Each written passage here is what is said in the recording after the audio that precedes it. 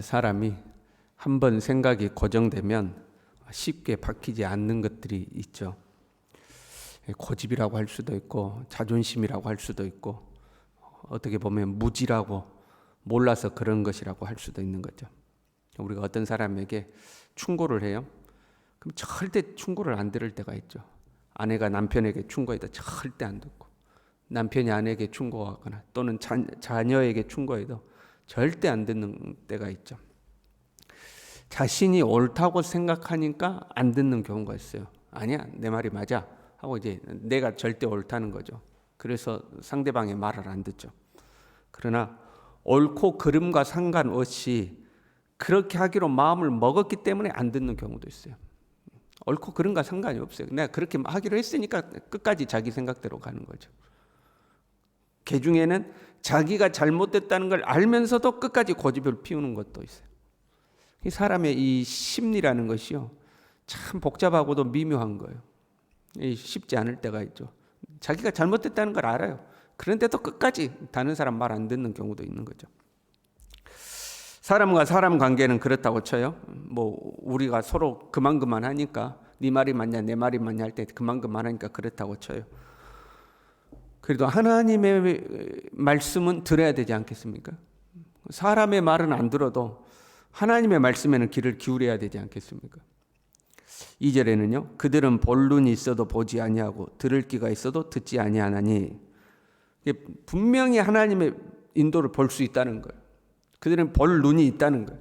근데 안 본다는 거예요. 하나님의 인도하심이 때로 우리에게 어렵게 느껴질 때가 있죠. 그러나 한편으로는요, 우리가 우리의 삶을 자세히 살피면 하나님의 인도가 보일 때가 있습니다. 아, 하나님이 내 삶을 이렇게 인도하고 계시는구나. 이게 알아질 때가 있잖아요. 조금만 더 생각해보고 내 삶에 이루어지는 일들을 보고 하나님의 뜻을 찾으려고 하면 보일 때가 있어요. 아, 하나님이 나를 이렇게 인도하시는구나. 하나님이 이걸 나에게 원하고 계시는구나. 이걸 알게 되는 때가 있죠. 그런데 안 본다는 거예요. 의도적으로 안 본다는 거예요. 보려고 마음 먹으면 얼마든지 볼 수 있는데 안 본다는, 의도적으로 안 본다는 거예요. 볼 눈이 있는데 안 보는 거죠. 그럼 못 본다고 쳐요. 그거는 그래 좀 어렵다. 그래 못 본다고 쳐요. 근데 하나님의 말씀은 들을 수는 있잖아요. 이스라엘에게는 하나님이 선지자를 보내셔가지고 하나님의 말씀을 선포하잖아요. 그러니까 얼마든지 들을 수 있어요. 오늘날 우리에게는 기록된 하나님의 말씀을 주셨어요. 그러니까 얼마든지 들을 수 있어요. 그런데 안 듣는다는 거죠. 의도적으로 안 듣는다는 거죠. 기능을 상실해서 못 듣는 게 아니고 들으려고 마음먹으면 얼마든지 들을 수 있는데 의도적으로 안 들은다. 안 듣고 싶은 거예요. 다른 사람 말 안 듣고 싶은 거예요. 그게 하나님 말씀이라도 안 듣고 싶은 거예요. 이것을 성경은 그들은 반역하는 족속임이라 이렇게 기록하고 있죠. 이것을 반역이라고 하는 거예요. 우리가 보통 반역이라고 하면 주군을, 자기가 섬기던 주군을 배신하고 등에 칼을 꽂으면 반역이라고 이제 생각하죠. 그 반역 맞죠? 또는 자녀가 부모의 말을 안 듣고 반항하는 것, 그것도 반역이에요. 그러나 그렇게 거칠게 대항하지 않는다 할지라도 조용하고 잔잔하지만 절대 말을 안 들어요. 그것도 반역인 거예요. 하나님의 말씀을 듣지 않는 것이 반역이라고 성경은 기록하고 있어요. 반역하는 마음이라. 볼 눈이 있어도 안 봐요. 들을 귀가 있어도 안 들어요. 그래서 하나님께서는 누구나 보고 듣고 알 수 있도록 지금 에스겔에게 명령하시는 거예요. 야, 먼저 너 포로가 짐 꾸리듯이 너 그렇게 짐을 꾸려라.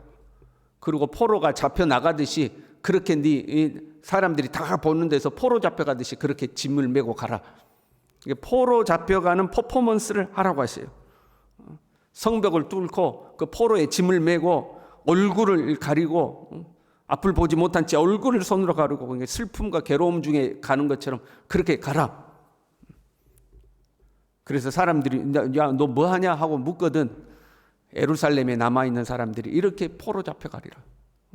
그 성에 남아있는 왕이 얼굴을 가리우고 수치 중에 포로로 잡혀가다 밤에 몰래 포로로 탈출하다가 잡혀서 포로로 잡혀올 것이다. 그렇게 하나님 말씀을 전하라는 거예요. 그리고 또 17절부터 보면요, 떨면서 음식을 먹고 놀라 근심하면서 물을 마시라는 거예요. 그러니까 막 벌벌벌 떨면서 물과 음식을 먹으라는 거예요. 너 왜 그냐고 하면 예루살렘 주민들이 이렇게 벌벌벌 떨면서 음식 먹게 될 것이다. 그렇게 보여주라는 거예요. 누구나 보고 알 수 있도록, 유치원도 깨달을 수 있도록 직접 몸으로 보여주라는 거죠. 야, 이렇게 포로 잡혀간다, 이렇게 벌벌벌 떨게 될 것이다 하고 그냥 누구나 보고 알 수 있도록 몸으로 그냥 연극하듯이 그냥 보여줘서 알게 하라는 거예요. 그럴 때 백성들의 반응이 이렇게 나타나요. 22절에요. 날이 더디고 모든 묵시가 사라지리라. 이게 아예 속담처럼 됐어요.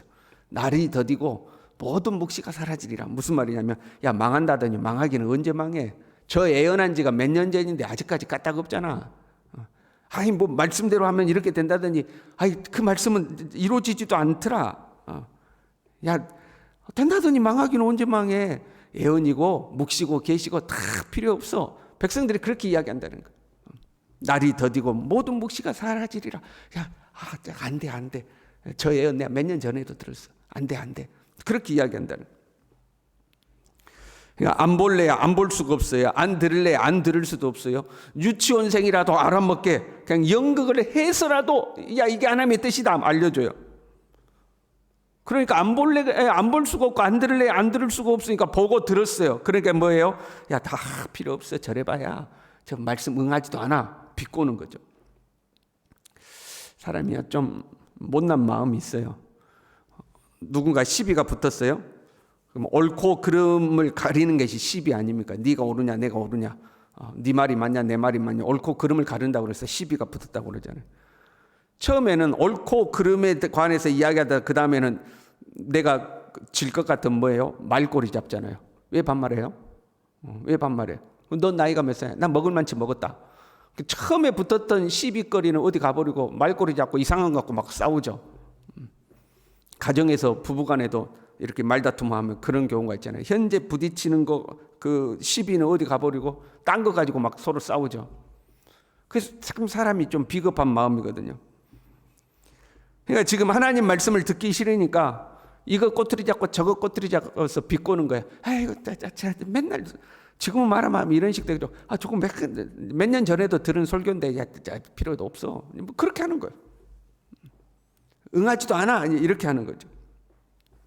하나님이 우리가 신앙생활 하다 보면 서로의 허물이 보일 때가 있고 교회의 부족함이 보일 때가 있고 신앙인도 연약함이 보일 때가 있잖아요. 우리가 서로 연약하니까 목사의 허물이 보일 때도 있고 장로의 허물이 보일 때도 있고 권사의 허물이 보일 때도 있고 그렇잖아요. 그럼에도 불구하고 하나님의 말씀은 완전하죠. 하나님의 말씀에 흠이 있다거나 부족함이 있다거나 그렇지 않잖아요. 그런데 내가 그 하나님의 말씀을 듣기 싫으니까 교회가 어쩌니 목사가 어쩌니 장로가 어쩌니 그 소리 하고 있는 거예요. 교회가 어쩌든지 간에 목사가 어쩌든지 간에 장로가 어쩌든지 간에 나는 하나님의 말씀을 들으면 될 거 아니에요. 하나님의 말씀은 진리니까 나는 하나님의 말씀은 들으면 될 거 아니에요. 근데 내가 하나님 말씀 듣기 싫으니까 하나님 말씀에 순종하기 싫으니까 딴소리 하는 거예요. 목사가 어쨌다, 교회가 어쨌다, 장로가 어쨌다. 영화 속에 나오는 대사지만 참 그 대사 참 잘했다고 생각해요. 너나 잘하세요 그 말이에요. 너나 잘하세요. 너는 너대로 하나님 말씀을 들으면 되는 거예요. 그런데 교회가 어쩌니 뭐가 어쩌니 딴소리 하는 거죠. 지금 이스라엘 백성들이 그런다는 거예요.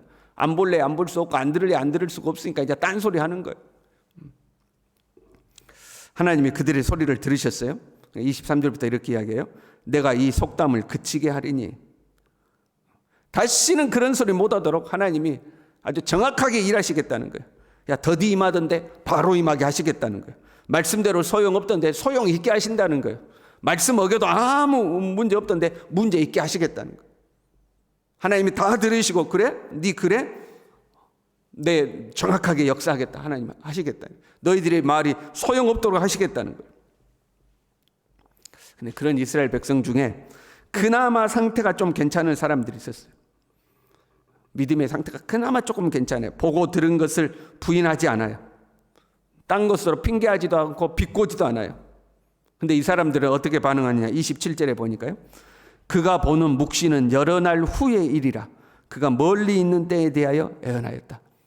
저 에스겔의 애언. 그럼 애언은 맞아. 확실히 맞아. 저 하나님 말씀은 맞아. 그런데 우리 때 일은 아니고 저 멀리 있던 일이야. 아주 저 멀리 일어날 일이야. 우리 때 일은 아니야. 우리는 괜찮아 그런 거야. 아직은 아니야. 우리 것은 아니야. 저 멀리 일어날 일을 이야기하고 있는 거야. 듣기는 듣고 보고는 보았어요. 부인하지도 않았어요. 비꼬지도 않고 딴 핑계 대지도 않았어요. 그런데 우리 때는 아니야. 그러니까 우리는 괜찮아 그러고 있다는 거야. 여러분, 예수님이 오늘 오시면 좋겠습니까? 조금 더 있다 오시면 좋겠습니까? 여러분, 오늘 오시면 좋겠어요? 조금 더 있으면 좋겠어요?